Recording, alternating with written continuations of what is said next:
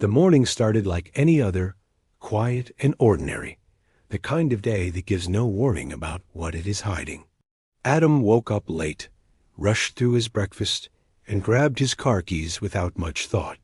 He was 26, confident, and full of the belief that bad things happen to other people. He had heard safety talks many times, seen signs on the road, and listened to his parents remind him to wear a seatbelt, but none of it felt urgent. To him, driving was routine. He had been doing it for years, and nothing serious had ever gone wrong. That day, Adam was heading to his new job interview across town. It was important to him, and he was already nervous about arriving late. As he walked to his car, his phone buzzed with a message from his friend Leo, wishing him luck. Adam smiled and replied quickly. When he sat in the driver's seat, he started the engine and pulled out of the parking lot without clicking his seatbelt. It felt unnecessary for a short drive, and he told himself he would fasten it once he reached the highway. That moment never came. The city roads were busy, filled with cars, buses, and motorcycles moving in every direction. Adam kept checking the time, feeling the pressure build in his chest. He turned up the radio to distract himself, letting the familiar music calm his nerves. As he drove, he thought about the questions he might be asked in the interview and imagined himself answering with confidence. He did not think about safety. He did not think about how quickly a normal drive could change. A few miles ahead, dark clouds began to gather. The sky slowly turned gray, and a light rain started to fall. The road surface became slick, and traffic slowed down. Adam tapped the brakes and leaned forward slightly, annoyed by the delay.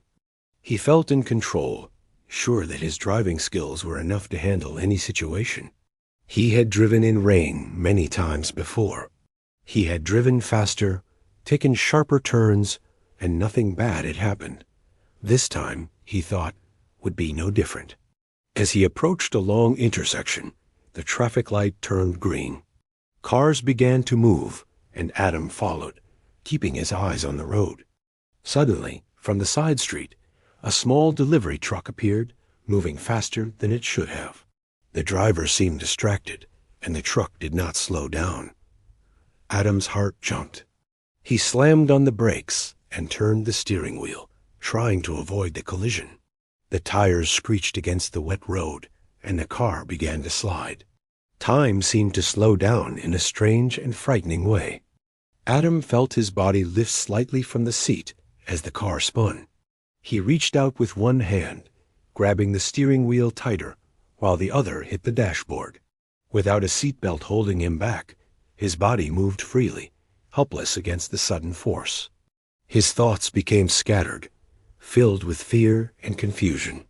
He realized, too late, that he was not as protected as he believed. The car hit the side of the truck with a loud crash that echoed through the intersection. Metal bent, glass shattered, and the world turned into noise and motion. Adam was thrown forward, hitting the steering wheel hard before falling back against the seat. The pain came quickly, sharp and overwhelming, stealing the air from his lungs. The car finally stopped, tilted at an awkward angle, and everything went quiet except for the sound of rain hitting the roof. For a moment, Adam could not move. He sat there, breathing fast, his hands shaking. His head felt heavy, and his chest hurt with every breath. He looked around, trying to understand what had happened. The radio was still playing softly, the song now sounding distant and strange. He noticed the seatbelt hanging untouched by his side, and a deep sense of regret washed over him. People began to gather around the crash site. Someone knocked on his window, asking if he was okay. Adam tried to answer, but his voice came out weak. He nodded slowly, though he did not feel okay at all. The door was opened carefully, and a stranger helped him stay still until help arrived. The delivery truck driver was also shaken, but able to stand. Seeing that the other driver was alive brought Adam a small sense of relief, even as fear continued to grip him. An ambulance arrived, its lights flashing through the rain. Paramedics moved quickly, speaking in calm voices as they checked Adam's condition. They placed a brace around his neck and helped him onto a stretcher. As he was lifted, a wave of pain moved through his body, and he closed his eyes, trying not to panic. The ride to the hospital felt endless. Every bump in the road reminded him of his mistake. At the hospital, Adam was taken for tests and scans. Doctors and nurses worked around him, asking questions and giving instructions. He learned that he had several injuries that could have been much worse. His chest was bruised, his shoulder was strained, and his head had taken a hard hit. One doctor looked at him seriously and said, "You are lucky. If you had been wearing a seatbelt, this would have been much easier on your body." Those words stayed with him. Lucky. The idea felt strange, considering the pain he was in, but he understood what the doctor meant. He could have been thrown through the windshield. He could have lost his life. The thought made his stomach turn. Lying in the hospital bed, Adam replayed the moment over and over again, wishing he could go back and make a different choice. Later that day, his parents arrived, their faces filled with worry and relief. His mother held his hand, tears in her eyes, while his father stood quietly by the bed.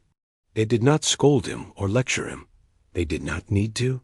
Adam could see the fear they had felt, and it hurt him deeply. He apologized again and again, his voice breaking as he spoke. His mother gently squeezed his hand and told him she was just grateful he was alive. As the days passed, Adam slowly recovered. He was discharged from the hospital, but needed time to heal. Simple tasks became difficult, and the pain reminded him constantly of the crash. He could not drive for a while, and when he finally sat in a car again, his hands shook as he reached for the seatbelt. This time, he pulled it across his chest without hesitation, hearing the click as it locked into place. The sound felt different now, meaningful and comforting. He talked about the accident with friends and coworkers, sharing his story openly. Some listened quietly, others asked questions, and a few admitted they sometimes ignored seatbelts too.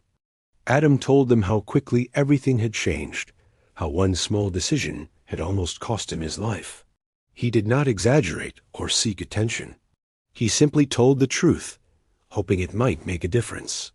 A job interview he had been rushing to never happened. At first, that loss bothered him, but over time, it seemed small compared to what he had gained. He gained a deeper respect for life and a new understanding of responsibility. He learned that confidence without caution can be dangerous, and that safety rules exist for a reason. They are not meant to slow us down, but to protect us when we least expect it. Months later, Adam stood at the same intersection where the accident had occurred. The road looked normal again, cars passing through as if nothing had ever happened. Rain fell lightly, just like that day. He watched the traffic and felt a mix of fear and gratitude.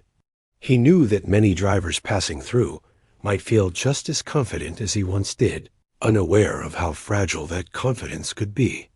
He returned to his car, sat down, and fastened his seatbelt before starting the engine. He took a deep breath, feeling the pressure of the belt across his chest.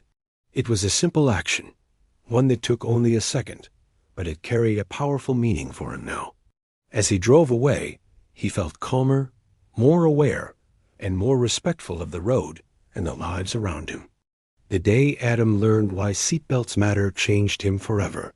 It taught him that accidents do not send warnings, and that experience does not make anyone immune to danger. The clear lesson he carries with him is simple and important. Wearing a seatbelt is a small choice that can save your life. And no matter how short the drive or how confident you feel, it is never a choice to ignore.